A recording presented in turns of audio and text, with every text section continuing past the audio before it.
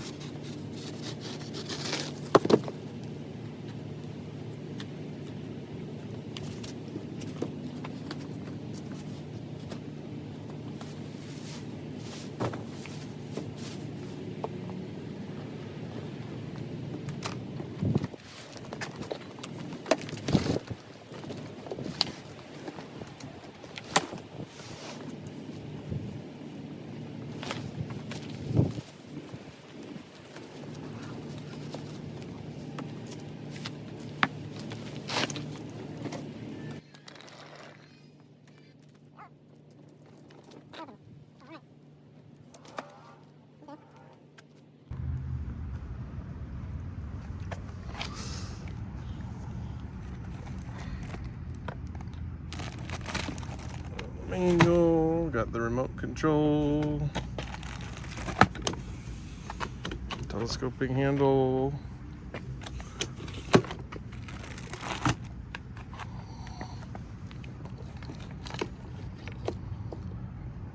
all the plugs,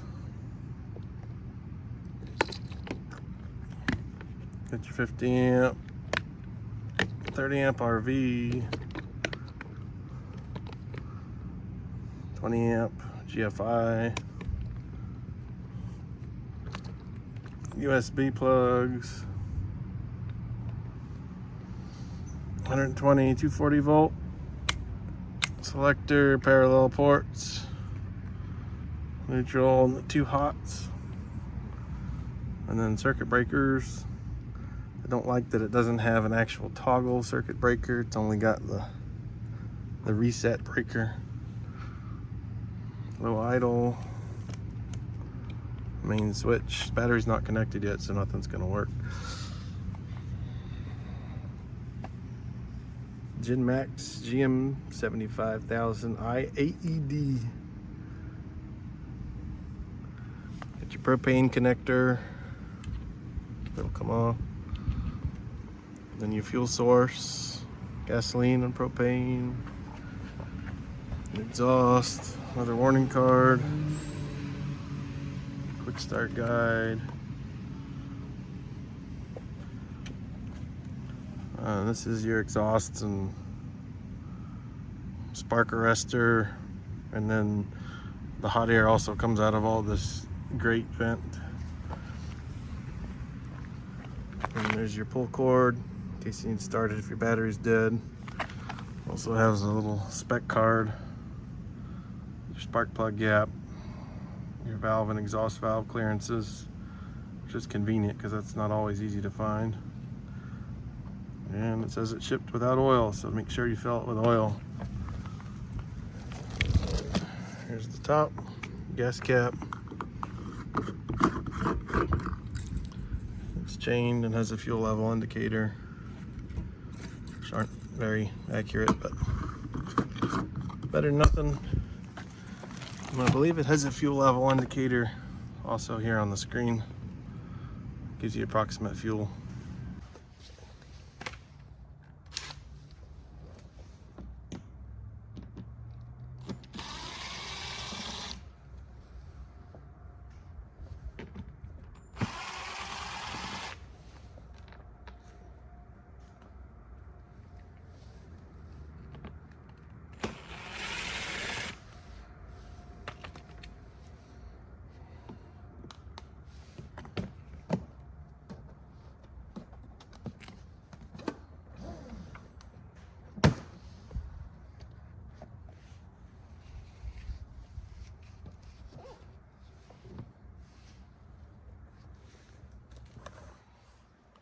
Alright, this side's got the battery connection on it. I'm not gonna connect it quite yet.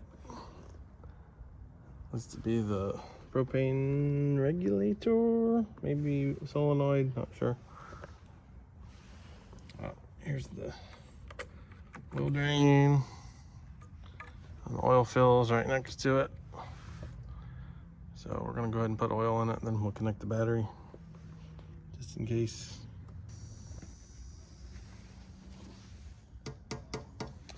Fuel tank appears to be metal.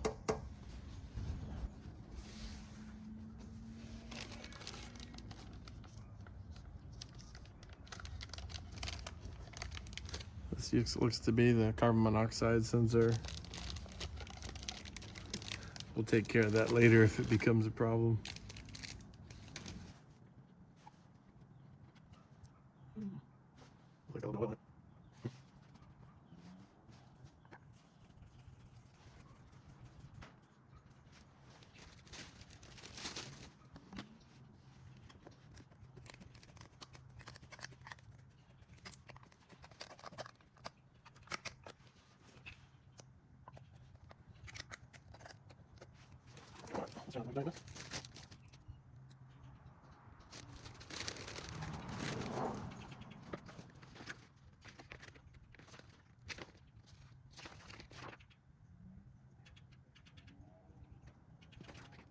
Apparently this unit from Sam's is only warranted for 1 year.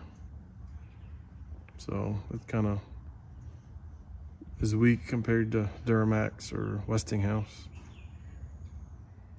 Assuming either one of those companies will actually help you.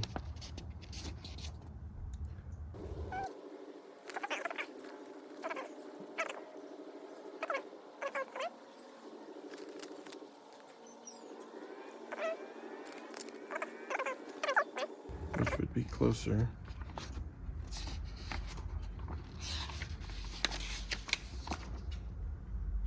The 0.21 gallons.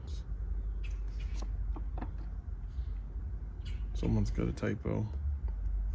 So quart would be a quarter, 0.25, so it's 0.21 gallons. 800 milliliters, which is what is in this. So this should be exactly what we need, assuming it's not.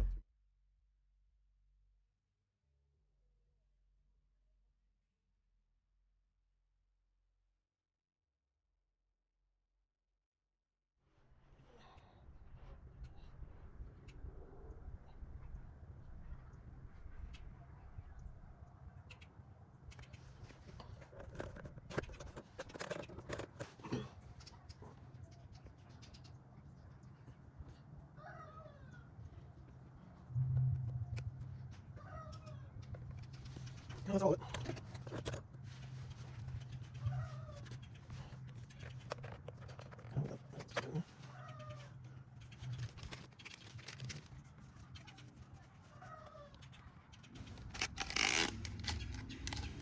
Put that back in the plastic bag so it doesn't make a mess everywhere. Doesn't get dust and mung in it. It's right there in the first couple threads.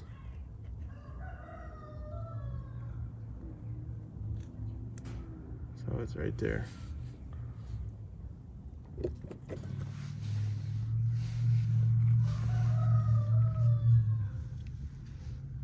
Again, it's absolutely on the full mark. Yes, I'm tilting it up. I know it's not the right way to do it, but for this demonstration, it's fine.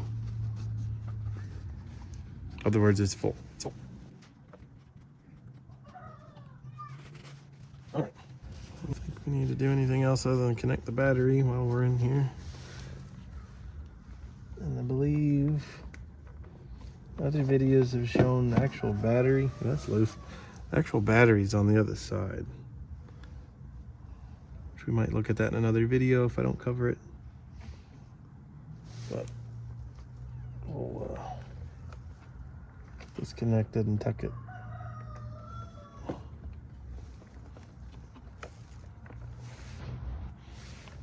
to get that off of all the things it's gonna rub on. Don't think that's gonna happen, but where does that go?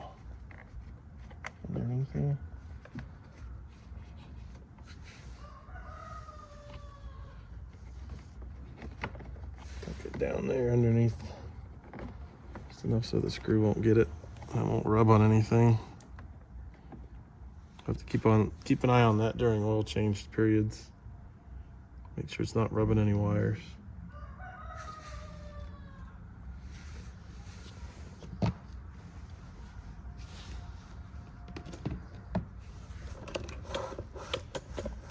We can put the side back on.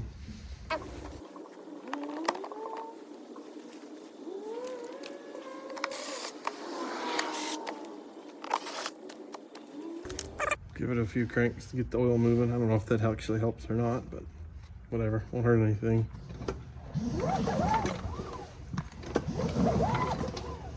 Sure, everything's plenty of oil for the vector.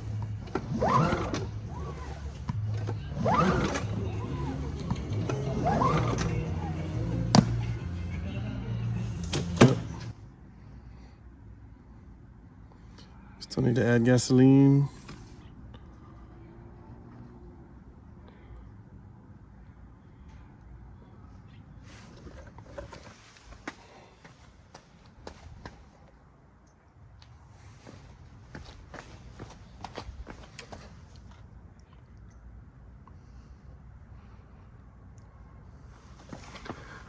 Keep it 120, 240 mode for now. Just make sure the battery's working. Yep. 0 hours.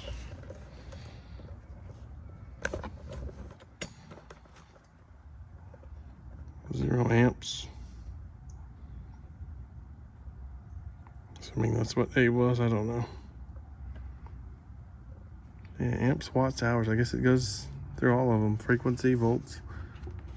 Very nice.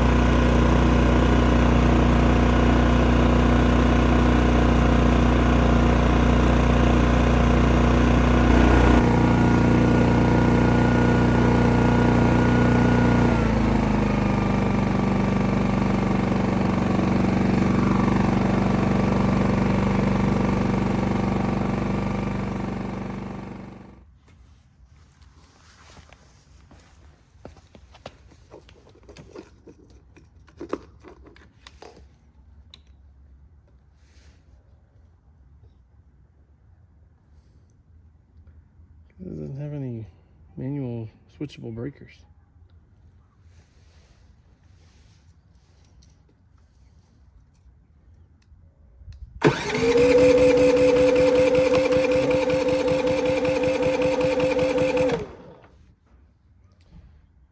the fuel on. Oh, that's hard. Try that again. One more time.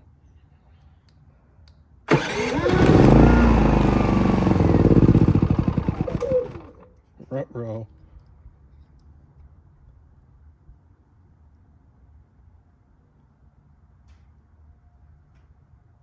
What's going on there?